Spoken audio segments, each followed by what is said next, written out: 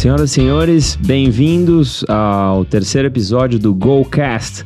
Aqui onde a tecnologia ganha asas, o futuro se materializa. O GoCast é o podcast oficial da GoHobby, dedicado a você que respira inovação e se fascina com drones, robótica, mobilidade aérea, empreendedorismo e todas as tecnologias que estão remodelando o nosso amanhã. Tecnologia que voa, ideias que decolam, histórias que transformam o impossível em realidade. Meu nome é Adriano Buzaide, CEO da GoHobby. Eu serei o seu piloto nessa jornada pelo universo da inovação. E a cada episódio vamos explorar as fronteiras da tecnologia com convidados que não apenas testemunham o futuro, eles os constroem diariamente. Preparado para decolar? Ajuste seus cintos, porque a decolagem começa agora. E para dar início ao terceiro episódio do GoCast, começamos em grande estilo com o nosso convidado. Ele é um visionário que vive na fronteira entre a cultura pop e o empreendedorismo. Ele traduz universos ficcionais em peças colecionáveis de arte, conecta marcas globais ao mercado brasileiro e já transformou a paixão de milhares de fãs em experiências tangíveis, desde as estátuas premium da Iron Studios até o inédito Jurassic Park Burger Restaurant. Um empreendedor que não apenas traz personagens à vida, mas também ajudou a revolucionar o cenário de entretenimento nacional ao trazer a CCXP para o Brasil.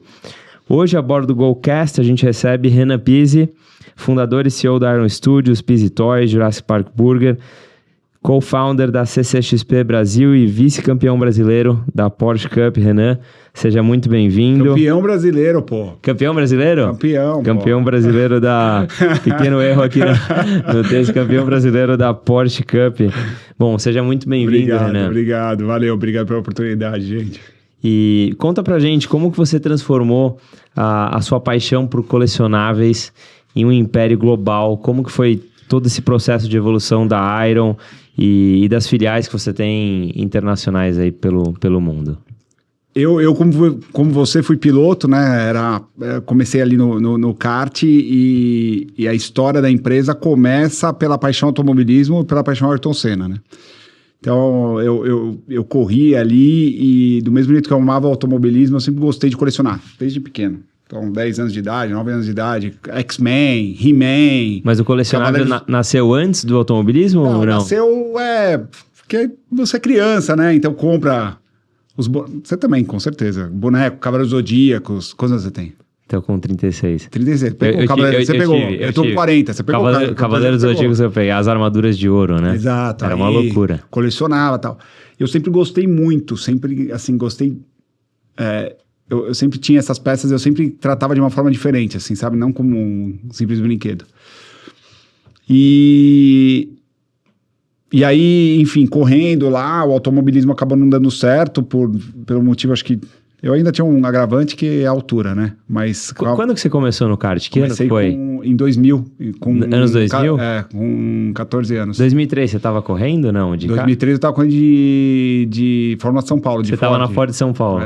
Que eu estava com... Quem corria na época, corria o Enzo, que tá na Porsche Cup, o Enzo Morrone, o Felipe Forte, que tá na Stock Car, a Bia correu algumas corridas, o Paulo Salustiano, que tá na Truck... Tinha um pessoal lá, cara. O Iaconelli. Você foi rápido, então, do kart? O Galide corria. Eu fiz 2 anos de kart e 2 anos de Fórmula. E já foi pro Fórmula. E aí eu lembro que em 2005 eu tive uma oportunidade de testar para estoque, mas eu olhava... Na época era diferente do estoque de hoje, né? Eu olhava e falava, meu... Era um Omegão na época, não? Ou não? Já tinha saído o Omega? Cara, eu acho que era. Tava nessa transição. Eu falava, meu, não dá pra andar nesse carro. Não dá. Enfim...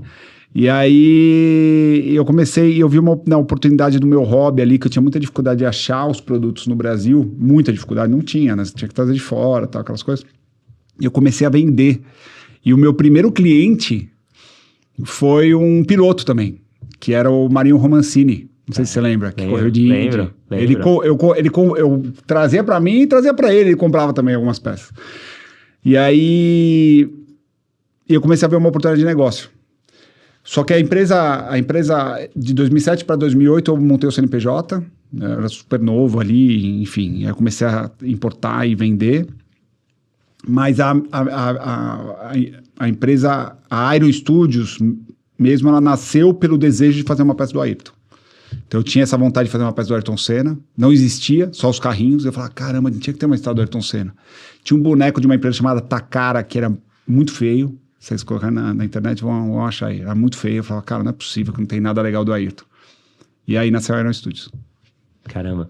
E antes da Iron, foi a Pizzy Toys? Eu tenho ainda a Pizzy. A Pizzy é importadora e distribuidora no Brasil. Ela representa várias marcas, mais de 10 marcas de colecionáveis no Brasil. Então, ao mesmo tempo que eu tenho a minha própria fabricante, a Iron, eu tenho as outras empresas que são concorrentes fora, mas aqui eu represento elas. E ela existe ainda e foi assim que começou. Na verdade, começou com um site. Do site virou distribuidora, 2008. Quer dizer, no começo você vendia direto para o consumidor final? Mercado Livre e site. E vendia bem? Vendia. Eu comecei... Eu vi que tinha um mercado... Meu pai é contador, né? E aí eu montei, lógico, eles sabiam, meu pai e minha mãe sabiam ali o que eu estava fazendo. Mas meu pai falou, cara, não dá para você importar essas coisas no CPF. Você guardava em casa os produtos para vender? Não, guardava tudo no quartinho de empregada. E aí ela pegava, colocava, embalava, eu levava a emitir. Depois comecei a emitir nota fiscal ali, depois de uns 8 meses de empresa, eu comecei a emitir nota. E colocava de empresa, né? Correios? E levava pro correio e fazia e despachava a mercadoria. Despachava, voltava, pegava o rastreio e mandava e-mail para todo mundo. Caramba. Na raça mesmo? Sozinho, na raça. Sem ninguém? Sem ninguém. E aí depois que começou a entrar um pouco de dinheiro... Isso foi em 2006 para 2007. 2007 2007 mais ou menos. E aí depois eu montei o CNPJ. E quando chegou a hora que você falou assim, cara, não dá mais para continuar no quartinho de casa... Porque eu tava faturando com o site, na época, 80 mil reais, que é, sei lá o que é hoje, 200 mil. Não cabia mais nada, então. Não, aí você fala, cara, não dá. E quando você abriu a distribuidora, você já começou a contratar pessoas ou você foi Na verdade, quando meu cunhado foi para uma feira e eu comprava de distribuidor. Eu não tinha contato com a fabricante direto. E era difícil, né? Não era que nem hoje, cara, que você acha o contato fácil, rede social, tal. Não, era difícil. E meu cunhado foi para uma feira. Nessa feira ele conheceu o CEO da NECA, que é uma empresa que eu já representava através do distribuidor. E aí ele falou, pô, eu tenho... na verdade, assim, eu importava de tudo, até brinquedo. Então a NECA foi uma das empresas que, por sorte, ele conheceu, mas não que era meu principal negócio ali, né? E aí ele pegou e falou, cara, eu tenho meu cunhado tal, ele importa, aí uma das empresas que ele vende é a sua, é a NECA. O cara falou, pô, não tem ninguém no Brasil, não quer começar a representar oficialmente? E aí começou. E aí eu falei, como é que eu vou fazer negócio, como é que eu vou me comunicar com esse cara tal? E ele me falou, pô, vem pra San Diego Comic Con, que a San Diego Comic Con é uma Comic Con que existe desde 50. E aí tava toda a indústria lá. Todas as empresas de colecionáveis estavam lá, todos os estúdios estão lá. E aí, basicamente, comecei a bater na porta de todo mundo e pegar essas representações no Brasil. Não existia o mercado. O mercado tinha 2 lojas aqui. Você ia na Paulista, tinha uma loja que eu comprava lá e tinha mais uma outra loja no centro. Era um mercado super incipiente. Super. E quando você foi conversar com todas as empresas, você teve facilidade ou dificuldade para começar já a importar? Eles pediam um pedido muito grande, mínimo? Não, zero. Não tinha pedido? Não, tinha um pedido mínimo, mas era, sei lá, 10 mil dólares, 20 mil dólares. Não era nada inalcançável? Não. Quer dizer, você conseguiu... Não, porque eles não tinham mercado no Brasil. Entendi. Então essa foi a facilidade. Na verdade, para eles era até pior, porque tudo que estava no Brasil estava entrando de alguma outra forma que não era oficial. Sim. Né? Então... eu sempre falo que às vezes entrar num mercado já consolidado, que você tem vários players, é muito mais difícil do que começar num mercado que ainda tá no início, né? Total. A minha história também foi bem parecida e ajudou.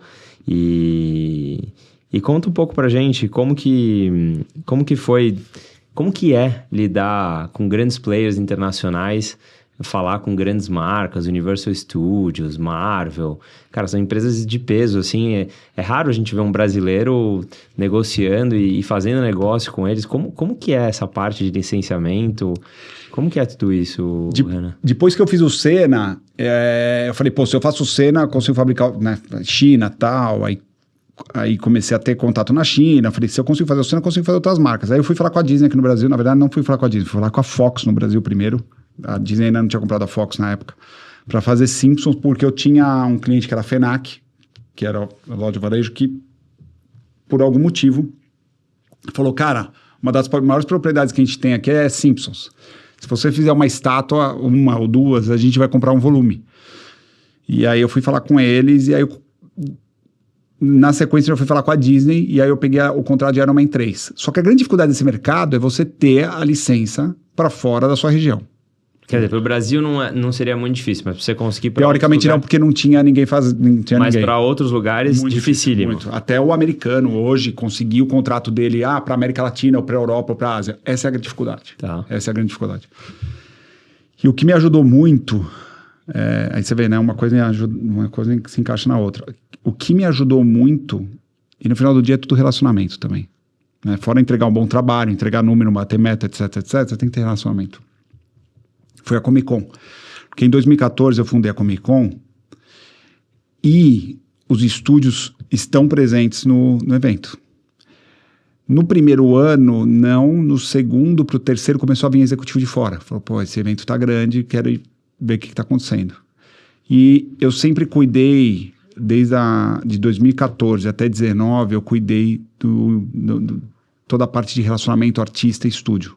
Então eu recebia desde o, sei lá, do Will Smith até o executivo da Disney. Então eu ajudava a cuidar eu ficava sob minha responsabilidade o Green Room ali, que é o camarim, e junto com um outro sócio, toda a parte do painel. Então eu comecei a fazer muito relacionamento com esses caras. Então eu sempre, às vezes, fazia um tour pelo evento, mostrava backstage, etc e tal, e terminava no stand da Iron. Porque muitos nem sabiam que, pô, o dono da Comic Con é o dono da Iron Studios também, o cara nem sabia. Não relacionava. E aí, pô, tô indo para os Estados Unidos, não sei o que, você contrai, sai para almoçar, sai para jantar, e você começa a fazer relacionamento. E aí, em 2018, a gente conseguiu o nosso primeiro contrato global. Então, a Iron nasceu em 2013, aí a gente ficou 13, 14, 15, 16, aí comecei a negociar, para 18 a gente ter o primeiro contrato global. Antes disso, eu já tinha conseguido uma permissão de venda através de distribuidor, mas não era o meu contrato. Só que quando você vira global, respondendo a sua pergunta, eu contextualizei bem aí, mas é muito diferente do que fosse um contrato regional, mas muito diferente. Você entra em outros compliances, você entra... por exemplo, vou tirar um exemplo, vai que está acontecendo agora. Dezembro do ano que vem, Vingadores 5. Tá? Esse é o maior investimento da Disney em filme, cara, 50% a mais de orçamento de marketing do que teve no último Vingadores, que foi o maior filme da história, etc, etc. A gente entra com major partner, obviamente na linha de collectibles, e a gente está em contato direto com o time da Marvel, produtor, porque a gente é uma base importante para eles como consumo. Então, tudo que eles estão no desenvolvimento do filme, a gente vai recebendo informação e assets para a gente desenvolver e ter o produto para o lançamento. Para não atrasar, para estar... Para não atrasar, para estar... Eu vou te falar que o conteúdo que a gente tem hoje, com toda certeza, não tem 5 empresas no mundo que tem. Caramba, que loucura. Entendeu? Super exclusivo. Super. E quando você vai teoricamente... Você consegue fazer uma pré-venda, assim, para os clientes? A gente faz, mas a gente sempre trabalha... Como é que funciona a parte de cinema? Você não pode mostrar o produto. Não pode mostrar nada. Não, nem falar. Nem falar. O que você pode fazer é o seguinte, quando inicia o marketing date do filme, que geralmente são 2 meses ou 3 meses antes do filme ser lançado, aí a gente entra num consenso do que pode ser mostrado ou não. Entendi. Então, vou tirar um exemplo. Em julho agora tem Quarteto Fantástico, filme Quarteto Fantástico, né, que inicia uma nova fase da Marvel. No filme do Quarteto Fantástico, eles têm um filho. Tá? Porque eles têm no quadrinho um filho, só que todo mundo especulava que ia ter esse filho. Ninguém sabia, nunca tinha sido... A Marvel nunca tinha falado nada, a Disney nunca tinha falado nada, não saiu no trailer, ponto. A Iron Studios... Pode contar aí? Não, então, a Iron Studios foi autorizada a dar o spoiler do filho. Caramba. Na Comic Con do México, que foi 3 semanas atrás. Caramba. Então, na Comic Con do México, quando a CCXP México começou na quinta, e no stand da Iron tava lá o set do Quarteto Fantástico e o Franklin, que é o bebê. Caramba. Aí a nossa peça sai no mundo inteiro. Putz, vai ter o Franklin no filme, entendeu? Caramba. É assim que funciona. Então isso é muito legal. O ano passado teve o grande lançamento da Marvel, foi Deadpool 3, foi Deadpool e Wolverine. Foi similar. Ninguém tinha visto a máscara do Wolverine, porque eles não mostraram no trailer, só mostrou o Hugh Jackman sem máscara. Aí a gente foi autorizado a apresentar a máscara. Então, a primeira vez que o mundo viu a máscara do Wolverine foi através da nossa peça, que a gente também apresentou na CCXP do México. Caramba. Isso tudo é um trabalho que a gente faz, e de permissão. A gente tem uma peça que a gente só pode começar do Quarteto Fantástico. A gente a San Diego Comic Con é agora em julho, no final de semana do lançamento do filme. A gente só pode começar a vender essa peça no dia que o filme lançar. Aí a gente tem que ir no risco de quantidade que a gente produz, tal. A gente não pode fazer pré-venda. Para acertar a demanda correta. A gente só pode mostrar depois que o filme for lançado, entendeu? Caramba. Então, por exemplo, o Vingadores 5 do ano que vem tem vários heróis, mas tem muita coisa que a gente não vai poder mostrar até o lançamento do filme. Aí a gente tem que correr o risco. A gente produz, tal, faz todo o processo, etc., aprova, senta em cima até o lançamento do filme. Pra aí começar a vender. Caramba. É complexo. E isso com todos os estúdios, né? Não é só Disney. Eu tô dando exemplo de Marvel aqui, mas com todos os estúdios. Mas assim, você falando assim, com a empresa totalmente consolidada, com milhares de contratos, a engrenagem toda perfeita rodando, obviamente que você está entregando e eles estão amando o trabalho que vocês fazem. Mas lá atrás, quando você estava saindo só da estátua do Ayrton Senna para buscar o primeiro contrato, o que você acha que levou eles a escolher vocês, a sua empresa, o Renan Pizzi? Foi somente o seu trabalho anterior? Foi o detalhe que você fazia na peça? A perfeição que você conseguia já chegar em comparação aos concorrentes? Cara... porque muitas pessoas que assistem a gente, através do Spotify, etc., tem muitos empreendedores que estão começando.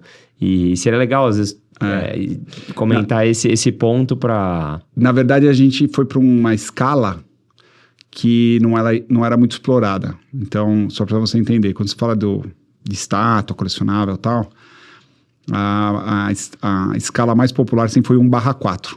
Então, que é 1/4 do tamanho real. Então, peça grande. Peça de $500 a $2.000. Peças caras. Colecionáveis. E o brasileiro sempre quis ter. Só que a gente vendia. A gente tem a loja na Gabriel colada na sua lá, e enfim. Falei, se a gente desenvolver a mesma qualidade de 1/4, mais 1/10, que é menor, que é uns 20 centímetros. E ninguém tinha feito isso. E aí foi o meu trabalho de China, de desenvolvimento, desenvolver material. E fica mais difícil para produzir? Muito mais difícil. Quanto menor, mais difícil. Caramba. Muito mais difícil. E eventualmente o cliente vai querer comprar mais barato por ser menor. Teoricamente. Às vezes o cara quer uma peça grande e tal. E quando a gente começou, é engraçado isso, porque quando a gente começou com a escala 1/4, o americano, a crítica nossa era, não vou comprar enfeite de bolo. Falava assim, enfeite de bolo. Caramba. Jogavam pesado, hein? Sempre assim e tal, e ok. Só que a mudança do mercado, a inflação americana, a variedade enorme de produto que existe, porque antes, sei lá, 10 anos atrás, você não tinha tantos filmes, tantos IPs ali, propriedade intelectual, para explorar. Isso fez com que o americano começasse a olhar e falar, de vez eu comprar uma peça 1/4, eu consigo comprar, sei lá, 4 peças 1/10 e montar uma coleção maior. E aí a gente começou a conseguir ter tração no mercado. O Brasil sempre forte, por grana, imposto e tal, então é caro a peça 1/4, então 1/10 sempre foi mais acessível, e a gente começou a ter tração lá fora também. E aí acho que o pandemia ali consolidou, porque muita gente quer colecionar até lá fora e não consegue comprar mais, entendeu? Peça muito cara. Só que fora isso, tem todos os pontos que eu falei no começo, né? Que é você bater meta, você entregar qualidade, relacionamento, o seu mindset de expansão, como você coloca a marca no mercado, você sabe disso. É isso que eles querem. A marca quer saber como é que você está colocando no mercado, o que você está fazendo. Então a gente sempre fez muito evento. Eu ser dono da Comic Con ajuda muito, porque querendo ou não, a gente dá uma mega visibilidade para a empresa. E foi isso. E aí, mas não é fácil. Principalmente quando você tem contratos com esses grandes estúdios, Warner, Disney, Universal, o tempo todo você tem que estar andando na linha ali, sabe?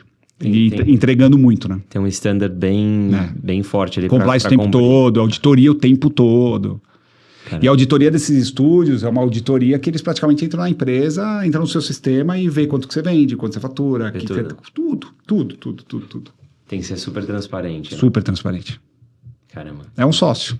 E você contando assim, eu vejo que você tem uma visão de produto muito aguçada, né? Uhum. Você enxergou algo no produto que já existia, mas um novo segmento com colecionáveis menores que ninguém tinha enxergado antes. E quando você colocou no mercado, né, tiveram até críticas, né? Que nem você falou, poxa, os caras estavam chamando de enfeite de bolo, de enfeite de bolo, caramba. E eu acho que isso é muito importante. Acho que o empreendedor, ele precisa de um pouco dessa visão de produto, né? Porque no começo, quando a empresa é menor, se você não tiver uma visão de produto fantástica, você não vai conseguir escalar ela e crescer, né? Eu sempre fui muito mais criativo. Eu me enxergo assim, eu sou bem empreendedor. Empreendedor, muitas vezes, você sabe, né? Quebra a porta e deixa a porta quebrada para trás, né? Então, eu sempre fui um cara muito empreendedor, mas muito com olhar criativo. Sempre tive muito olhar criativo. Quando eu, sendo bem transparente, eu senti a dor do brasileiro. Por quê? O cara ia comprar comigo e, às vezes, uma peça grande, porque não existia uma coisa menor, mais acessível, e eu via a dificuldade que o cara estava tendo para comprar aquela peça. Então, teve até uma história que lá... Você já ficou, né? Eu também. Você já estava nesse papel desse cara antes. Você era o cara que comprava, né? Eu tenho uma história que é super legal. Quando eu estava começando, que eu tinha o site e tal, e estava na casa dos meus pais ainda, o cara, ele foi até minha casa com a esposa e com o filho, comprar uma peça cara, que era uma peça de, sei lá, como se fosse uma peça de uns 5 mil reais hoje. Eu levei a peça pro cara, desci ali na portaria... O cara pegou a peça, o cara chorou que ele tava pegando a peça. Conversei um pouco com ele, ele foi. Aí ele voltou, me chamou, pagou em dinheiro, pediu para devolver, sei lá, 30 reais, porque ele esqueceu que ele tinha que pagar o ônibus. Tá brincando. Tá brincando. De tão apaixonado que o cara tava. E esse é o colecionador, a gente vê muito isso na Comic Con. Quer dizer, não são apenas clientes, são fãs realmente. E a gente vê isso na Comic Con. O cara é fã. O cara é fã. Ele não é cliente, ele é fã. A gente vê isso muito na Comic Con. O cara dormindo na fila para comprar o Iron Studios. E o cara fala, você tinha que estar no trabalho, ou deixei de levar minha filha na escola para estar aqui para poder comprar peça, entendeu? Caramba. Então, mas é isso, né? O nosso mercado é isso, é o que move, né? Caramba. É a paixão total, né? Por isso que eu preciso de bons filmes, eu sempre falo, né? Às vezes os estúdios falam, o que a gente pode fazer? Como eu posso te ajudar? Eu falo, eu preciso de bons filmes. Porque quando você tem bons filmes contando boas histórias, você tem uma paixão, que essa paixão, ela no futuro vai virar nostalgia. Entendi. Então, um bom filme hoje, ele vai trazer prosperidade para o estúdio e para quem está com o estúdio para daqui 10, 15, 20 anos, que é o Cavaleiros do Zodíaco. Cavaleiros do Zodíaco, por exemplo, era a 95, 94, 96, por aí, né? Uhum. Até hoje você vende Cavaleiros do Zodíaco, porque a galera que assistiu e tem aquele... olha, eu sei, fala, cara, eu sei, eu não acredito, preciso levar isso daqui porque me remete a 1 milhão de coisas. Esse é o meu mercado. Até porque talvez naquela época ele poderia pedir pra mãe e a mãe talvez não podia comprar pra filha. Total. E aí agora o cara que já tem um pouco de grana e fala, vou realizar meu sonho. Total. Vou comprar a estátua do Seiya, tamanho X e etc. É isso aí. Eu tô vendo agora, tem um filme chama, não sei se você assistiu, eu assisti no avião agora voltando da Comic Con, que eu adorei, cara, que é o Wicked. Que ele é um prelúdio do Mágico de Oz. Com aquela menina Ariana Grande. Filmaço. Assim, nem assisti, mas todo mundo falando, falei, cara, vou assistir meio musical, assim, tal. E eu falei, esse é o típico filme que a menina tá assistindo hoje, a menina de 10 anos ou de 15 anos, ela tá assistindo. Daqui, quando ela tiver 25, aí no estúdio vai fazer peça e ela vai comprar, porque vai remeter ela no cinema. Caramba. A história dela no cinema. Caramba. É o Jurassic Park. Quer dizer, o filme que hoje vai gerar negócio para daqui 10, daqui 15, daqui 20 anos. O Jurassic Park, é o De Volta ao Futuro. Vende pra caramba. Porque você pega uma nostalgia, né, cara? Caramba. É o cara que... Por exemplo, eu gosto muito de Jurassic Park, então eu faço as peças do Jurassic Park para mim. Que legal. Porque eu falo, eu quero ter essa peça. Que legal. E aí até o pessoal no escritório brinca, que falam que eu Eu montei Iron Studios para poder fazer Jurassic Park, para fazer todas as cenas do filme, porque eu vou recriando todos os momentos chaves do filme, entendeu? Caramba. Mas no final do dia a gente precisa de bons filmes, é o que eu falei agora há pouco. Se a gente não tem bons filmes, aí fica complicado. Vou contar uma coisa pra você. Eu tenho um sonho um dia de ter aquele Iron Man gigante lá, a escala real em casa. Escala 1 para 1. Eu não sei. Eu lembro que você fabricava uns anos atrás. A gente trouxe. Vendeu tudo, né? Nunca mais. A gente tem como licença. fabricar? A gente tem licença 1 para 1. A gente vai conversar depois do podcast. Meu sonho é aquele Iron Man aceso, assim, entrando na garagem com o carro, ver o bichão ali. Cara, tenho vários de pé, vários cara. amigos que. Essa peça é surreal, né, cara? Legal. É muito legal. Quer contar um pouco de como foi fazer esse Iron Man? A gente, na verdade, quando eu ia para bem breve, assim, quando eu era criança e ia para os Estados Unidos, me encantava ir numa FAO, numa Toys R Us e ver a loja tematizada. Então, quando eu montei a Iron, eu falei, cara, eu vou trazer isso pro Brasil. Vou fazer evento na Gabriel, que é a nossa loja principal, que é até um problema pra Gabriel, né? Teve um evento de Vingadores que a gente teve que cancelar 15 dias antes, que lotou a rua lá. Tá brincando. Os vizinhos estavam me xingando. Polícia Militar entrou em operação. Lá, seu pai me xingou também, tava difícil. Show. Um monte de gente na frente da Ponto Lute ali. Mas eu acho que desde a inauguração da Iron, eu acho que sempre formou fila, né? Quando a gente tem evento, sim. Sempre formou fila. Eu lembro passando de sábado lá, fila. Desde quando pessoal pra fora, não conseguia entrar na loja, né? Mas você tem que ter um motivo, né? Quando tem um motivo do evento. Enfim, e aí eu falei, cara, a gente tem que ter uma divisão, a gente tem que fazer peça em tamanho real. E hoje eu tenho uma divisão que chama Iron Studios Creation, que a gente monta várias coisas que não é o nosso, necessariamente ali focado no nosso core, e a gente atende o mercado. Então hoje eu produzo peças em tamanho real pra gente e pros estúdios. Vou te dar um exemplo.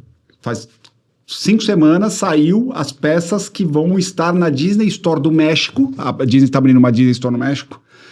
E todas as peças em tamanho real que vão estar na Disney Store do México foram fabricadas pela Iron Studios. Caramba, que prestígio. É bem legal. A gente faz bastante coisa, assim. A gente tem bastante... comentei esse relacionamento e essa credibilidade com os estúdios. A gente tem bastante solicitação deles para produzir essas... Enfim, chega a demanda, entendeu? Cara, vai ter o filme... Outro exemplo, vai ter o filme Deadpool do Wolverine. Precisamos fazer peça em tamanho real pro filme. Pra colocar em cinema, e a gente produz pra eles. Caramba.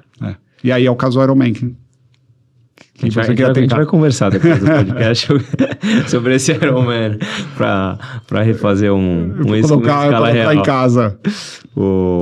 Ia ser incrível.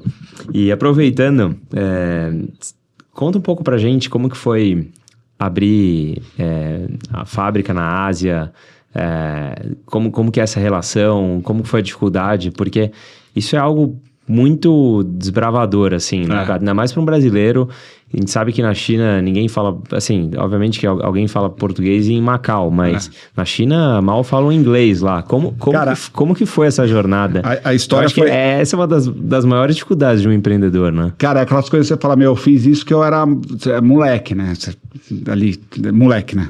Enfim, quase novo e tal. E você vai fazendo, né? Você nem pensa muito, você só vai fazendo. Eu fiz um contrato de cena de 3 estátuas. E eu não tinha know-how de produção, então eu fui falar com a Kotobukiya, uma empresa japonesa. Tanto é que eles vieram pra cá, a gente foi no instituto, eles falaram, pela primeira vez a gente vai fazer uma história, a gente faz super-herói, mas pela primeira vez a gente vai fazer um super-herói da vida real, tal. Enfim, a gente fez as 2 primeiras, isso estou falando de 2010, 2011, 12, depois estava aquele boom de Marvel. Falaram, Renan, para terceira estátua a gente não vai conseguir fazer, a gente vai ter que estender esse contrato. Eu falei, cara, não vou chegar para o instituto e falar que não vou fazer a estátua. Não conhecia ninguém na China, ninguém. Eu conheci um cara que falou conhecer um cara que conheceu uma fábrica. Eu falei, fechou, beleza, para onde eu vou? Você tem que ir para Hong Kong, aí a gente pega um trem e entra. Falei, tá fechado. Como é que é visto? Quantos anos você tinha? Isso aí foi em 2000 e... Tem que fazer conta, hein? Isso aí foi em 2012. 2012. Caramba. Aí entrou no trem. 20 e poucos anos. De Hong Kong você entrou no trem ou você cruzou pra China ali de carro e depois pegou o trem? Não, a gente... De Hong Kong eu peguei o trem. Pegou o trem. Cara, loucura, né? Loucura. Empreensão na China é treta. Loucura, assim. Aí eu falei, beleza, vambora. Cheio de mala, tal, isso aqui. Eu falei, vambora. O cara era brasileiro ou não? Não, um cara de Hong Kong. Chinês. Eu nem tinha visto uma vez. Chinês. Na verdade foi o seguinte, eu conheci um cara no Japão que conhecia esse cara. Tá. E o cara meio que falei, pô, esse cara é meu agente. Tinha que arrumar fábrica. Aí eu peguei, entrei com ele, cara, quando eu cheguei na fábrica, aí, enfim, pegamos lá, pegamos um táxi, não, a gente foi pro hotel direto. Cara, o hotel é uma aposta. Nossa, o hotel horrível. Cara, cheirando a mofo. Cidade bem pequena. Cara, cidade pequena, nem sabia onde eu tava, assim. Falei, puta, onde eu tô? 3 horas de trem, sei lá. Funcionava a internet do celular, essas coisas? Nada, aí depois eu peguei na época peguei o chip lá. Aí eu cheguei na fábrica, eu falei, não, mas a fábrica você vai gostar. Tinha uma mesa, acho que 2 vezes o tamanho dessa, com 3 chinês, 4, sentado num banquinho de plástico, produzindo lá alguma coisa lá, um anime lá, uns bonequinhos de anime. Eu falei, cara, nem a pau. Tipo, a fábrica imunda, cachorro dormindo, imunda. Caramba. Eu olhei pra janela, um lixão assim, eu falei, cara, onde eu tô? Onde eu tô? Aí eu conversei com os caras, aí eu lembro que o dono da fábrica falou que vou te levar pra almoçar. Cara, a gente foi almoçar num lugar que era uma tenda. Comida chinesa mesmo. Não, cara, você não tá entendendo. Não era comida, era uma tenda. Não era um restaurante, era uma tenda. Laranja. A mulher trouxe o prato todo destruído e trouxe álcool pra você lavar o prato. Os caras começaram a lavar o prato, passar assim, ó, lavar o prato com o álcool que a mulher trouxe. Eu falei, eu falei pro cara aqui, ele falou, o que você tá fazendo? Eu tô lavando meu prato. Eu falei, você tá lavando seu prato e a gente vai comer aqui? Aí, não, mas a comida é boa. Eu falei, mas nem ferrando. Aí eu não comi. Fiquei lá, olhando os caras, não, eu tô com fome e tal, fiquei lá quieto. Eu falei, ferrou, perdi a viagem, tipo. Aí tem que voltar pro Brasil, eu falei pra ele, cara, na boa, não dá pra mim fabricar nesse lugar. Não tem melhor, vou mandar o dinheiro, o cara vai sumir. Tem 3 caras lá, 4, esquece. Não, não, mas fica tranquilo que eu tô falando com uma pessoa que amanhã a gente consegue uma fábrica melhor.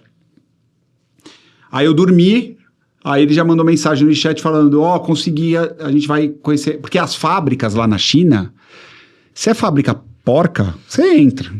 Fábrica grande, você sabe. Mais difícil. Não, você não entra, mesmo que você bater aqui, sei lá, quero entrar na Nestlé aí, você não vai entrar.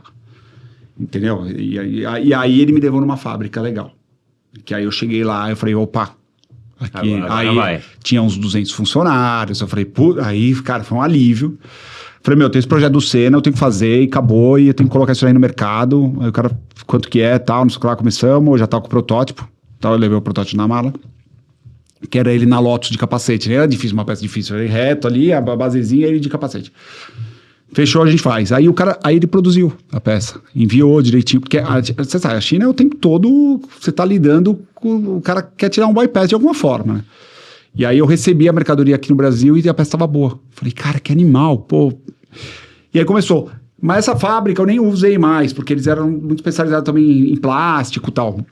Hoje a gente usa 7 fábricas. Cada uma especializada numa coisa, sendo que 2 fábricas basicamente só trabalham pra gente. Uma delas 100%. Então, a nossa demanda hoje permite isso. Caramba, que a gente é super difícil controlar, porque você tem uma fábrica que é só para impressão. O que acontece? Aqui no Brasil é uma fábrica também. Só que a gente faz protótipo. Então a gente faz todo o processo da China, só que para fazer o protótipo. E aí esse protótipo a gente envia para a China para produzir e o arquivo. Só que você vai para impressão, estou dando um exemplo, impressão 3D. Quando eu fiz o primeiro Senna Kotobukiya foi manual. Depois já o meu mesmo, da Iron, foi já impressão. A impressora da China não tem no Brasil. A impressão que você vai gastar, a impressora que você vai gastar, sei lá, $3 milhões de qualidade. Você tá brincando. Não tem. Nesse nível. Não tem. A impressora os caras usam em Hollywood, entendeu? Por isso os caras falam, imprime aqui, eu comprei. Não esquece. Não é igual. Caramba. Tem que ter um mega trabalho manual, tem que ter um super processo. As impressoras às vezes nem estão no mercado por varejo, estão só atendendo a indústria, enfim. Tipo enterprise mesmo. Então você pega a qualidade do protótipo já é muito diferente. E aí a gente já tem esse primeiro step, que é a fábrica só de impressão. Aí depois disso a gente seleciona para onde a gente vai mandar cada peça, porque aí nessas peças, cada fábrica a gente sabe que tem um skill melhor. Ah, essa fábrica consegue fazer melhor o dinossauro, a nossa fábrica faz muito bem rosto e tal determinada peça, aí a gente vai administrando. Caramba. Que aí é um processo que eu faço. Aí sou eu, esse é um negócio que eu toco. Que loucura, mais de 7 fábricas produzindo. E como que você enxerga os próximos 10 anos? Você acha que daqui a 10 anos vocês vão precisar de mais fábricas? Ou elas vão conseguir... O mercado está mudando muito. Tá. A gente depende muito de bons filmes, que é o que eu te falei. O pós-pandemia, o mercado mudou demais. Demais. Se você me perguntar... Se você me fizesse essa pergunta aí em 2019, eu ia te dar uma resposta completamente diferente. Tá. Completamente diferente. Hoje eu realmente não sei como é que o mercado vai se comportar. A indústria está mudando muito rápido, o cinema, o mercado de game, enfim. Hoje você tem uma empresa que Você faz muita peça de jogos gamers, assim? A gente faz algumas coisas, não muito, a gente faz algumas coisas. Hoje você tem uma empresa que chama Pop Mart, que é a maior do mundo hoje. Não sei se você ouviu falar, naqueles lá Bubu. Não conheço. Você já deve ter visto, certeza. Ontem saiu uma notícia que já vale mais que a Vale aqui no Brasil. Você tá brincando? É. Caramba. Uma empresa de Hong Kong, enfim, gigante, e o melhor produto deles não é licenciado. Não é da Disney, não é da Warner, não é da Universal, nada. Eles que criaram? Um artista criou. Você tá brincando? É. Você já tentou fazer isso também? A gente tem uma propriedade intelectual própria, chama Residium, que a gente vem desde 2020 criando. Tá. Mas o que eles contaram de história pra... Cara, Porque é o que você falou, é a história que faz o cara querer comprar. É um design legalzinho, pode ser que você ache ruim, mas ok. E caiu no gosto de menina.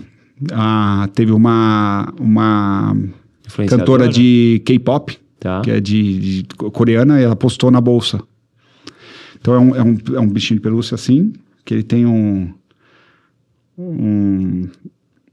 tem uma fitinha e você prende na bolsa. E aí... Absurdo. Caramba. E pegou. Os caras estão faturando mais de 10 bi, é gigante. Dólar? Dólar US dólar. Caramba.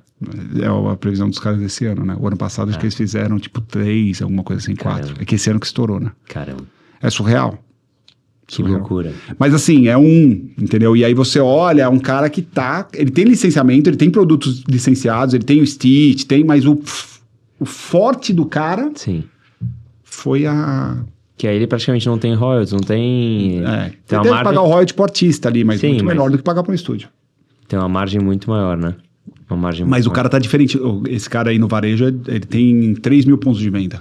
Ele tem 600 lojas físicas. Bem estruturado. E o resto é tudo vending machine, animal. Não tipo o que a gente tá acostumado aí sei lá, você vai no Einstein ali no hospital, você vê lá Coca-Cola. Não, é tipo umas puta vending machine animal.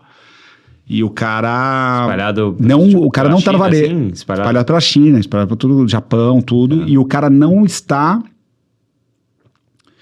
O cara não distribui. Entendi. Você não vê o cara no mass market, você não vê o cara no Walmart, na Target, que é o que todo mundo foca. Entendi.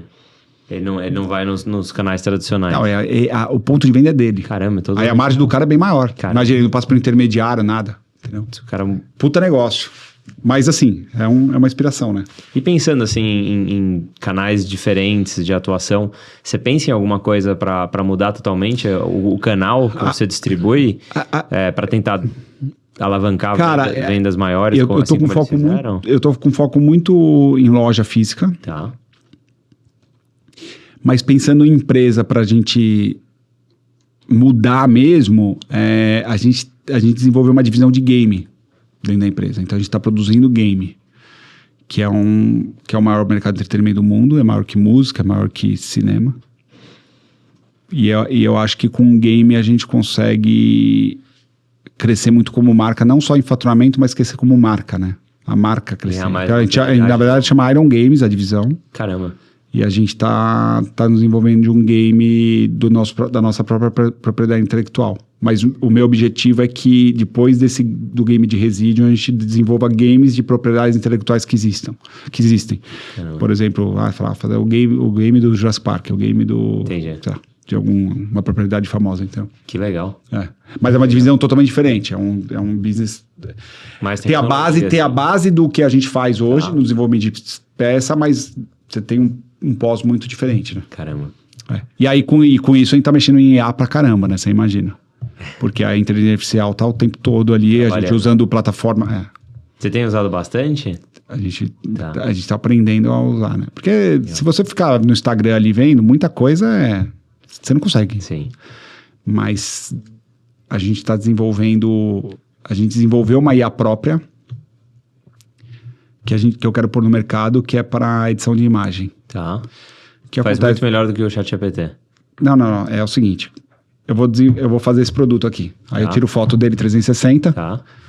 E aí... Você precisa de foto PNG, 360, foto temática. Tá. Aí você precisa de foto com padrão pro Shopee, padrão pro Mercado Livre, padrão pro eBay, padrão pro seu site, enfim. Isso demanda equipe e muito tempo. E aí a gente começou desde o ano passado a desenvolver uma IA própria para fazer o que hoje o Canva e o Photoshop... O Canva e o Photoshop não conseguem nos atender. Caramba. Antes disso, a gente apresentou muito para eles. Tem uma outra empresa que chama Pixel Z, que ela faz para LVMH, Adidas, Nike. Eles fazem esses tratamentos, esses 360, etc., para estar nesse marketplace.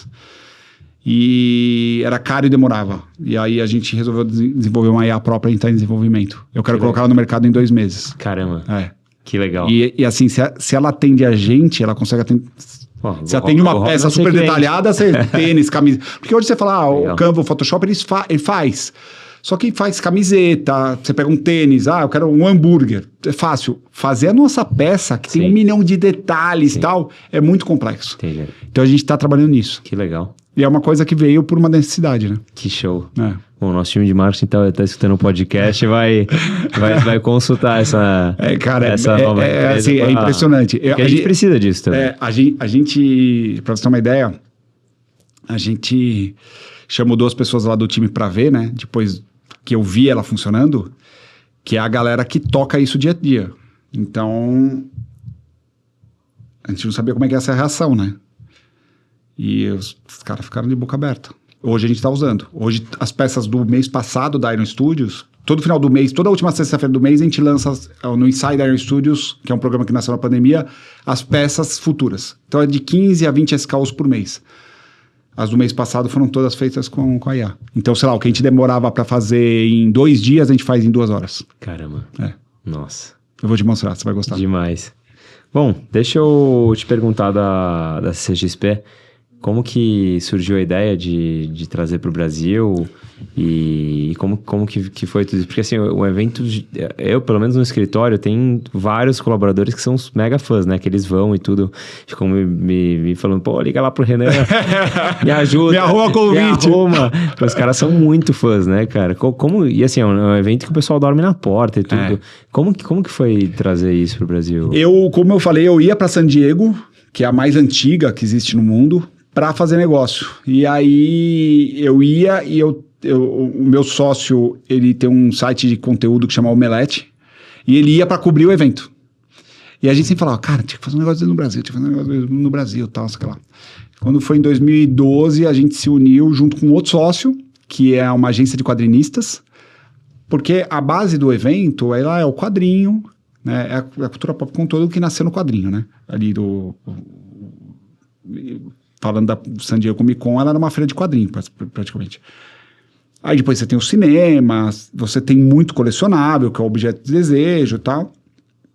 Então a gente resolveu se unir e fazer o evento. E a gente foi falar com a San Diego Comic Con, na época. E os caras nem deram bola pra gente, assim, nem receberam, eu acho, não lembro direito, mas assim, 0 bola. Aí a gente descobriu que nos Estados Unidos tinha 30 Comic Cons, usando o nome tudo pequena, a San Diego que era grande. Então tinha a Comic Con de Detroit, a Comic Con de, sei lá, a Orlando Comic Con, Tudo evento de 10, 15, 20 mil pessoas. A gente falou, cara, vamos fazer a nossa. Aí a gente colocou o nome de CCXP, Comic Con Experience, porque seria uma experiência de como é uma Comic Con. Só que a gente... Por que a Comic Con ficou muito grande no mundo inteiro, muito reconhecida, hoje é maior que San Diego? Tem alguns poréns, né? Primeiro é o seguinte, cara... O americano, quando ele vai fazer um evento, é muito caro para você construir. Você tem um imposto que você paga para a União em cima de peso do seu stand. Por isso que quando você vai num evento, você vê a galera entrando, você já deve ter ido em evento dos Estados Unidos, pela porta com malas e malas, ou caixas. Não é porque eles querem carregar caixa, é porque se você entra carregando, você não paga imposto. Se você entra pela doca, o caminhão é pesado e você paga o imposto em cima disso. Caramba. E aí você está falando vou tirar um exemplo, um stand de 30 metros, você tá, nem 30 metros, um stand de 30 metros você está falando de $60 mil. Caramba. É super caro. Depende do como você vai construir. Por isso que os eventos lá é muita lona, muito tecido. Isso é uma lei americana. É assim em qualquer estado. Para não ter desperdício? Cara, não sei, é uma lei lá e é caro. Então, quando você vai, só empresa muito grande faz stand megalomaníaco. E os stands na San Diego Comic Con, apesar de você ter muito artista, são simples. E um outro porém, lá, não tem praça de alimentação dentro do evento. Então você tem que sair do evento, que a cidade inteira está tematizada, é super legal, e comer fora. E depois voltar pro pavilhão. E eu lembro eu tendo um sentimento do tipo, puta, cara, acho que eu vou pro hotel agora um pouco descansar, depois eu volto. Sabe esse tipo de coisa? Às vezes tem que pegar um táxi, alguma coisa, um Uber e tal. Então quando a gente veio pra cá, a gente falou, cara, vamos fazer um evento com stands gerando experiência. Vamos bater na tecla para os estúdios fazerem grandes stands. E a gente tem uma parte gigante no nosso evento que é praça de alimentação. Então a gente faz a galera ficar dentro do evento. E tem um outro porém que lá em San Diego, como o pavilhão é menor e tem muito artista, cara, é toque de caixa. Toque de caixa. O cara vai, faz painel e vai embora. Não importa quem seja. O Harrison Ford ou um ator menor. Aqui, o cara vem... 12 horas de voo, de Los Angeles, 14 horas, o cara vem, fica no evento, dorme aqui, a gente trata ele, cara, como rei. Nos primeiros anos que a gente tinha o espaço aéreo liberado, a gente só transitava com a galera de helicóptero, então saía do hotel de helicóptero e ia, imagina, tinha ator conhecidíssimo que tinha andado de helicóptero. Caramba. Então, tem até um quadrinista chamado Jim Lee, muito conhecido da DC, muito conhecido, assim. E aí perguntaram pra ele recentemente, pô, você foi algumas vezes pro Brasil, o que você lembra? Ele falou, eu lembro de helicóptero, porque eu falava, cara, foi a primeira vez que eu andei de helicóptero e pela Comic Con foi sensacional. Às vezes você queria toda a experiência pro cara. Toda a experiência. E isso é muito legal e leva o nosso nome, assim, num patamar que a gente nunca imaginou. Então, por exemplo, você tem o Kevin Feige, que é o presidente da Marvel, MCU, ele faz questão de vir pra cá. Já veio 2 vezes. O James Gunn, que agora é o presidente da DCU, da DC Comics, da linha toda a parte de filme, ele está reformulando todas as histórias, vai lançar agora a Superman Legacy. Ele veio para a CCXP, para Guardiões da Galáxia, ele falou, cara, é o meu melhor momento aqui, porque geralmente quem é celebridade é o ator, eu tô sendo tratado como uma celebridade, os fãs me amam. Legal. O cara tava com a gente no México agora, entendeu? Então, eu acho que é muito o jeito como a gente faz, sabe? Legal. Atenção nos detalhes, né? Totalmente.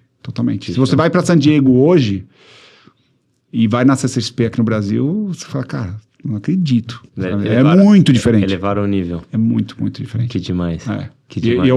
E a gente tem vários vídeos, a gente tem um vídeo institucional que a gente tem vários depoimentos, quer dizer, de atores e celebridades falando isso. Tipo, cara, isso daqui, San Diego Comic Con tá lá embaixo. Os caras falando, pra gente é super legal, né? Não, que show, né? E economizou os fãs milhares de reais e economia de querosene, porque se todo mundo tivesse que pegar o avião para ir para lá, ia ser muito mais custoso. Agora tá na porta de casa, né? A dificuldade que a gente tem, às vezes, é a questão de segurança do Brasil. Então, às vezes, tem ator que...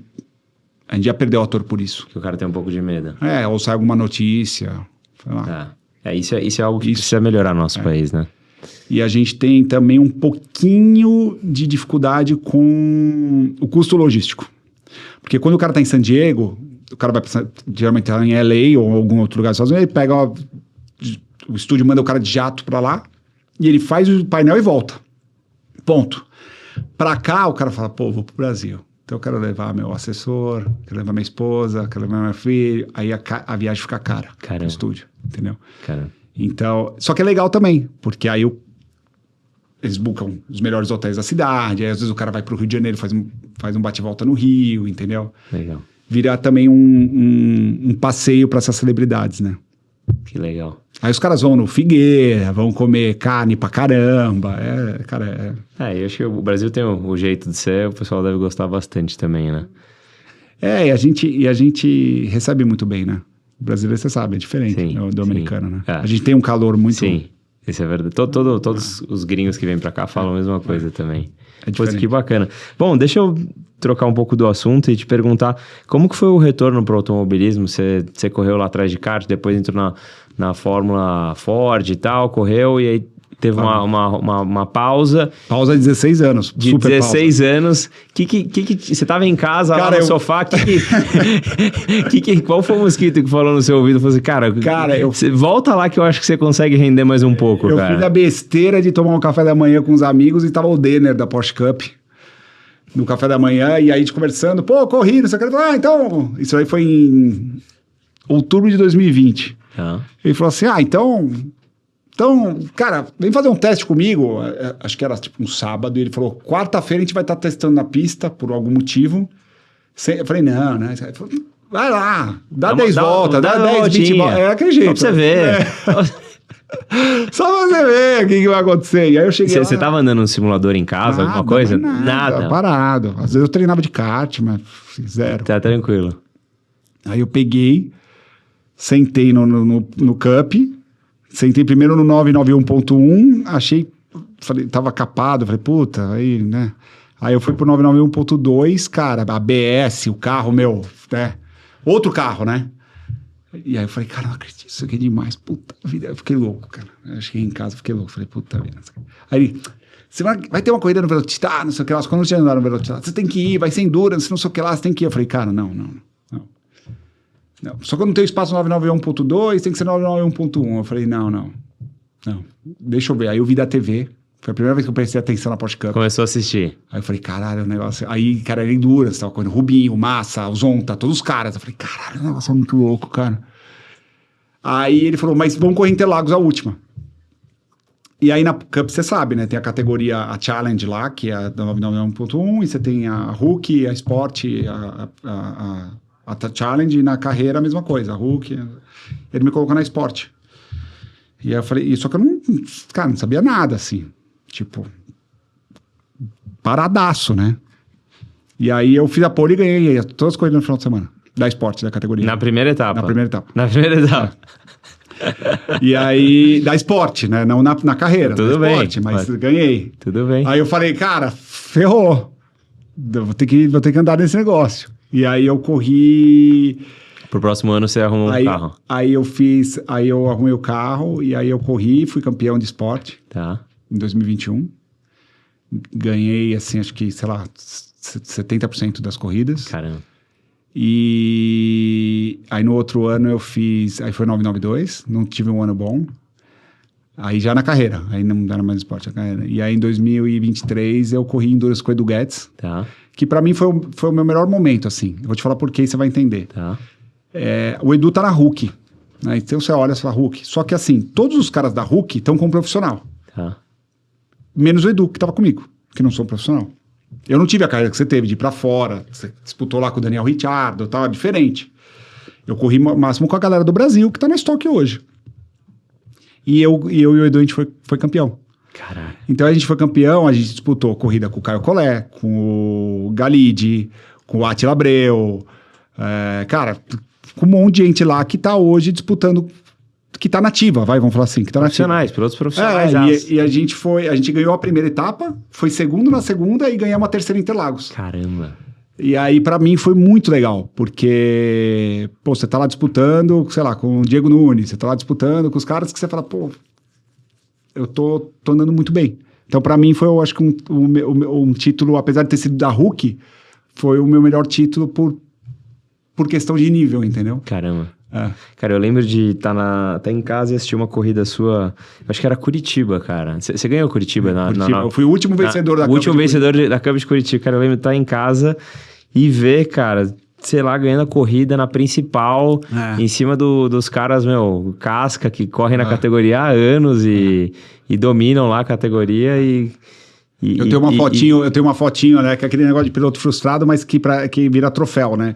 Eu tenho uma fotinho da Cup, que a Cup postou, de Goiânia, que tá lá assim, 20 pilotos, era uma Endurance, 20 pilotos em meio segundo. Então, em meio segundo, tinha 20 caras. E eu tô lá. Eu sou o único cara lá.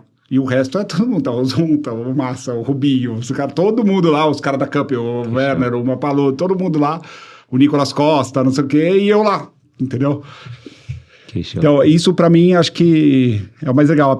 Muito porque, cara, eu não corri muito, tive poucas corridas e sempre fui muito alto, então sempre tive dificuldade. Até no Cup mesmo, ok, o carro ficava apertado. Mas vamos tudo pra trás. Cara, o peso. Eu peso 100 quilos. Aí põe o macacão tudo, já passa peso já. Já passa peso. Caramba.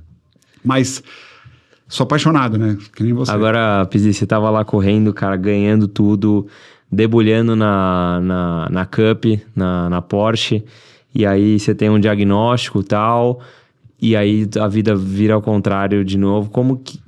Fala um pouco pra gente desse momento. Na verdade, assim, eu só estou aqui hoje falando com você devido à Cup. Tá. Eu tive por eu ser alto, eu tive muita dor nas costas, hérnia, porque eu ficava, no 991 eu ficava muito apertado. Ficava apertado mesmo. O Enzo até aumentou o banco e tal, enfim.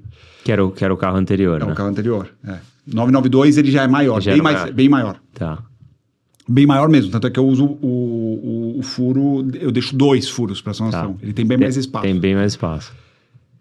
E aí eu fui fazer uma ressonância de hérnia, para descobrir a hérnia. O médico que viu não me falou nada.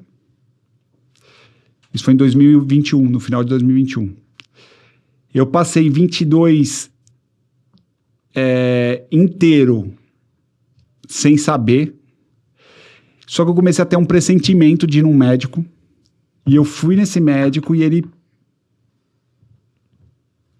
devido a Deus, ao destino, ao universo, como você quiser chamar, ele abriu o meu exame da ressonância da coluna que eu fiz na tela, que eu fiz por causa da dor que eu tinha do carro.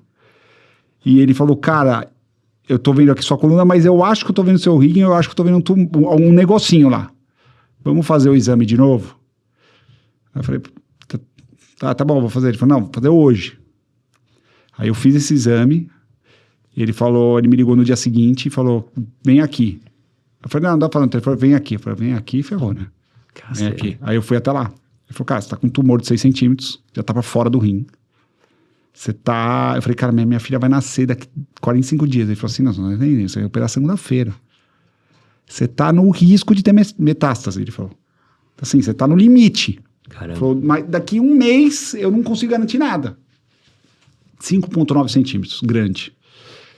E aí eu fiz a cirurgia, fez remoção total. Ele conseguiu ainda manter metade do meu rim, então eu tenho um rim meio, parcial, né, que eles falam.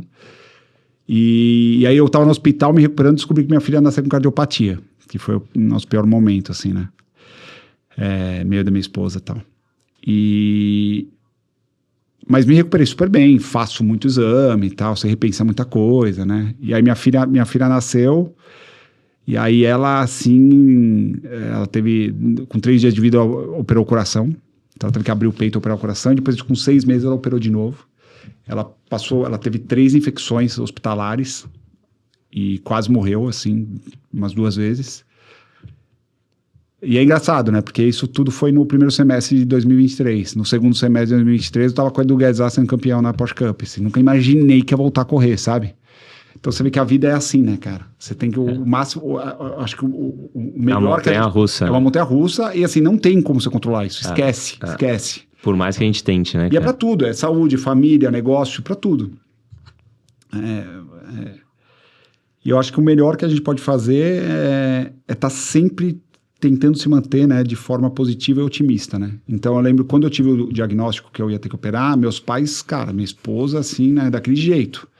Eu lembro que Eu falei com mais 5 médicos para ter certeza Desculpa, mais 4 médicos. E esses 4 médicos foram bem mais pessimistas, do tipo, não, vai tirar seu rim inteiro. Aí um ainda falou até dos riscos da cirurgia, porque é uma cirurgia de alto risco, aquelas coisas todas. Você pode acontecer, você tem que já deixar todo mundo preparado, sabe esse tipo de coisa? Deixar preparado? Tipo, não é isso. Você tava sozinho nas consultas ou... Eu lembro que essa daí com esse cara foi no telefone, minha esposa estava junto, ela olhava, ela chorava, assim, enfim. Só que eu sempre levei muito isso na minha vida, assim, né? Você tem que estar sempre se mantendo com a vibração elevada e sempre se mantendo otimista, cara. Mesmo nos piores cenários, nas piores tempestades. Tipo, vai passar, tudo passa, sabe? Eu tenho muitas... E onde você busca a força para conseguir? Cara, eu sou muito espiritualizado, assim, eu sou católico, mas eu tenho espiritismo desde pequeno, porque minha família é espírita desde sempre. Minhas 2 avós, minha avó, que ainda está viva, e minha outra avó eram médios, né? A minha avó está com 94 anos, então ela não consegue... Ela não trabalha mais, mas sempre teve muita mediunidade, então eu acredito muito. E aí você busca, né? Você se apega à espiritualidade. Eu acho que isso ajuda demais não. É o principal, sendo bem sincero. Porque se você não é uma pessoa espiritualizada que acredita em você, no seu interior, na sua força, na força espiritual, etc., difícil, né? Se você é pelo menos eu enxergo assim, posso estar falando uma mega besteira, tá sendo ignorante no que eu vou falar, mas eu enxergo assim, as pessoas que eu vejo que são céticas, elas têm muito mais dificuldade de superar. Né? Muito mais dificuldade, qualquer desafio. E eu já passei por muita coisa na empresa, eu já passei por milhares de problemas. E que você fala, cara, vai superar, sabe? Tudo passa. O bom passa e o ruim passa. Então, uma hora vai passar. E no final do dia, você sempre vai levar algo daquela lição. E aí, no caso da doença, eu fiquei mais espiritualizado ainda. Eu lembro que o meu pós-operatório, fiquei 10 dias de cama, doía pra caramba, tenho 6 furos na barriga, né? Porque foi por robótica. E eu lembro que eu fiquei, cara, pelo menos 6 dias assistindo, tava trabalhando, tava no computador, mas eu fiquei assistindo muita coisa sobre espiritualidade, sobre superação de doença, sobre conexão com o seu interior e você superar a doença com isso. Eu lembro que a minha primeira noite, assim, foi fora do hospital, porque no hospital você tá com remédio o tempo todo. Na veia, né? Na veia, tem dor, mas a primeira noite em casa eu não conseguia dormir de dor. Não conseguia dormir. Assim, o abdômen, cara, imagina, você fura porrada. Tudo. E eles colocam um ar que expande. Então você tem muita dor interna, dor interna. E, cara, minha esposa veio, ela fez um reiki em mim, assim, na barriga, e eu consegui dormir para minha dor. Eu tô falando isso, tem gente que vai olhar e falar, que besteira que o cara tá falando. Tem gente que vai olhar Mas tem muitos estudos que falam isso, né? Tem muitos estudos que falam isso. Então, eu acho que, assim, é o que eu tento passar para minhas filhas, né? Eu e a Dani, a gente tenta muito passar isso para elas.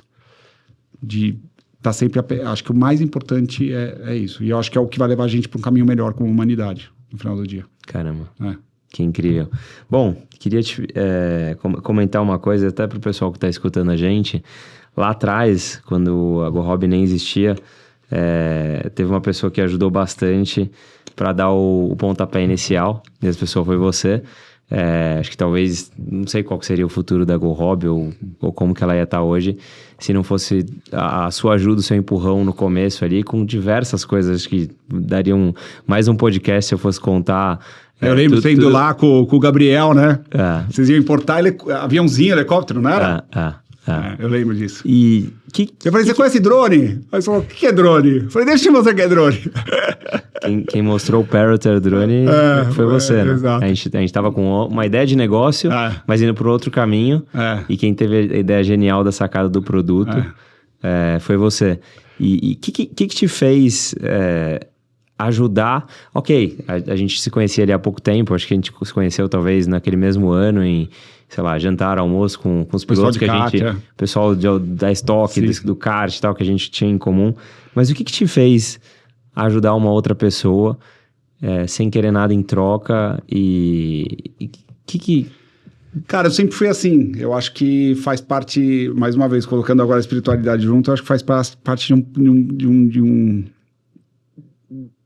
nossa de evolução como ser humano, assim. Eu nunca... Eu gosto de ajudar, assim, de alguma forma. Eu gosto de ajudar no que eu posso, e eu fico muito feliz de ver a prosperidade da pessoa, como foi o seu caso, né? Eu não sei, cara, eu sempre vou para uma reunião, tirando, assim, algumas exceções, mas eu sempre vou para uma reunião, eu gosto de falar de kimono aberto, sabe? Tá. Eu não sou aquele cara fechado, eu sempre gosto de ser o mais transparente possível, eu sempre gosto que... Eu sempre penso assim, pô, se a pessoa tá feliz, eu vou ficar feliz. Então, no seu caso ali, eu vi vocês começando um negócio, né, que eu achei super legal. Falei, cara, eles estão passando por o que eu passei, porque eles pararam de correr, pior, né? Porque eu corri no Brasil ainda, eu tava ainda me contentando com as terras brasileiras aqui. Vocês tinham ido pra fora, correndo. O Gabriel acho que também, não tinha? Tinha, ele corria junto comigo de Fórmula 3 britânica. E, a gente era melhores amigos, inimigos e amigos e competia junto. E vocês eu lembro que eu pensei isso quando vocês foram embora da minha sala. Eu falei, caramba, pra mim já foi muito difícil parar de correr. Imagina os caras que tiveram que voltar pro Brasil. Eu pensei exatamente isso. E estão vendo a galera que eles correram, estão sendo cotados pra Fórmula 1. Eu acho que na época era o Richard ou mais alguém lá. O Bottas também. O Bottas, Bianchi. E eu acho que foi muito isso. Eu falei, cara... E eu lembro que eu te falei um negócio. Eu falei, você vai ver que empreender é difícil, mas a frustração que você tem no automobilismo vai te ajudar pra caramba. Eu te falei isso. E eu lembro que isso me ajuda muito. Me ajudou muito, assim. Eu falava, pô, se eu conseguir... Dá a volta por cima, né? Porque quando você tá no esporte, cara, e você tem esse tipo de frustração, ainda mais por muito questão financeira, todo mundo para pela questão financeira, a maioria. Sim.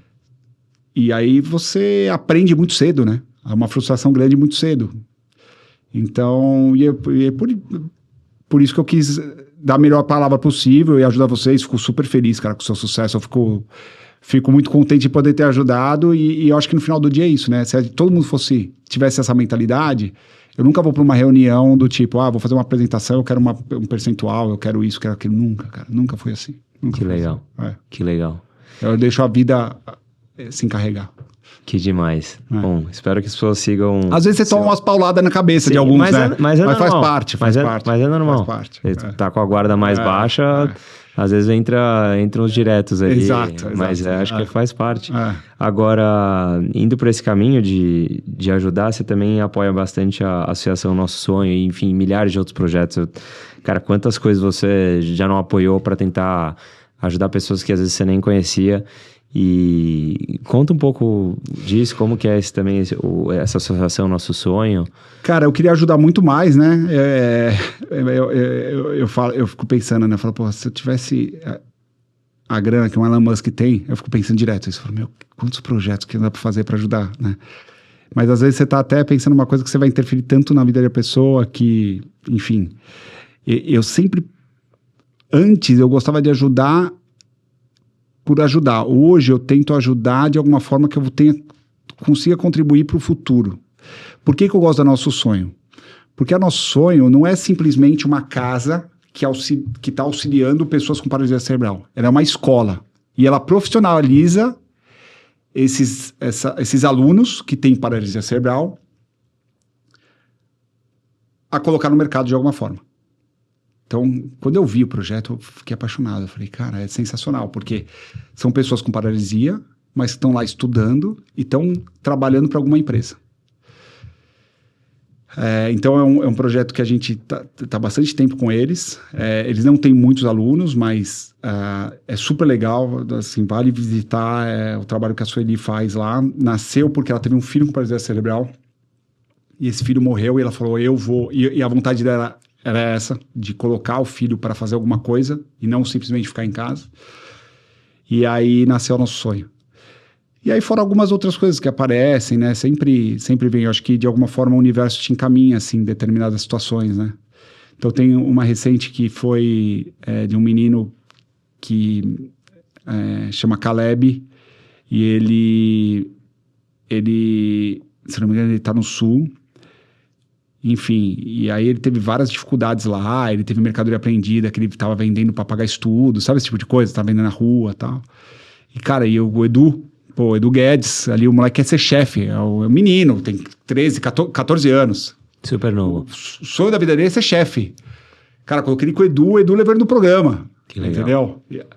Então, eu acho que é isso que motiva, assim. Que legal. E quando você faz alguma coisa, né, pelo próximo, pelo menos pra mim, é uma injeção de energia absurda, né, cara? Você olha aquilo, você fala, putz, né, de alguma forma eu tô mudando positivamente a vida da pessoa, então é muito Fiz bom, algo cara. de bom pro mundo hoje, né? É muito bom, cara. Eu gosto e quero sempre passar isso para minhas filhas, porque eu acho que... Eu lembro dos meus pais passando muito isso para mim. Eu lembro do meu pai, Dia das Crianças, eu lembro do meu pai, minha mãe parando o carro ali na Zaknash, que é uma favela que tem hoje é uma comunidade ali, mas era a favela mesmo, antes de ter aqueles prédios, ali perto do Center Norte, do shopping, Santana. E eu lembro eu tirando o brinquedo do porta-mala no Dia das Crianças para dar para as crianças. Então, era meio que a troca que meu pai fazia. Ó, vocês querem um brinquedo do Dia das Crianças? Beleza, mas vamos lá levar para quem precisa. Para quem precisa, né? E é uma memória muito antiga minha. Que legal. E eu acho que é muito importante. E eu e a Dani sempre falar isso, a gente sempre tenta passar para as meninas também, né? Que legal. Bom, Pizzi, nosso podcast está chegando ao fim. Valeu, super legal. Obrigado pela oportunidade. Te agradecer pela presença. Obrigada. Por estar aqui com a gente, compartilhando histórias incríveis, talvez nem comentadas antes. Falar também um pouco do seu pessoal e da sua espiritualidade. E deixar o microfone aberto se você quiser deixar algum recado para a turma que nos segue. Tem bastante pessoas novas que estão na nossa fase inicial lá atrás. Pessoas com sonhos, fãs. Bom, primeiro agradecer, né, pela oportunidade de estar aqui. Acho que se for para dar um recado, você falou uma coisa muito legal, as pessoas que estão iniciando, como a gente iniciou lá atrás. É meio clichê, né? Como todo mundo fala, aquele negócio de não desiste, tal, não desista. Mas eu tenho uma metodologia que eu aprendi, eu estou usando muito para minha vida, né? Quando você vai começar um negócio, eu comecei meu negócio e ele deu muito certo, porque eu sentia dentro de mim que ele ia dar certo. Eu tinha, não sei se você teve uma intuição muito forte. Cara, uma intuição. Você teve isso quando você começou assim? Sim. E o seu foi tão disruptivo como o meu, porque drone, não tinha drone na época, né? Sim. E eu sempre senti, então hoje eu sempre busco isso. Eu falo, cara, vou começar uma coisa nova, tento escutar meu coração, escutar minha energia interior para ver se aquilo vai ser bom para mim, para minha felicidade, se vai ser legal, se vai ajudar outras pessoas, enfim. Então, se eu pudesse dar um recado para a molecada nova que está começando, é fazer o que o coração manda ali. Se tem aquele sentimento interno, aquela vontade, aquele tesão, vai, foca, que vai dar certo. De alguma forma vai dar certo. Show. Caramba, recadaço aí pra turma. Vamos pra cima. Show. Valeu, obrigado. Obrigado. Valeu. Obrigado pela presença. Parabéns, gente. E esse é o nosso episódio do GoCast. Valeu.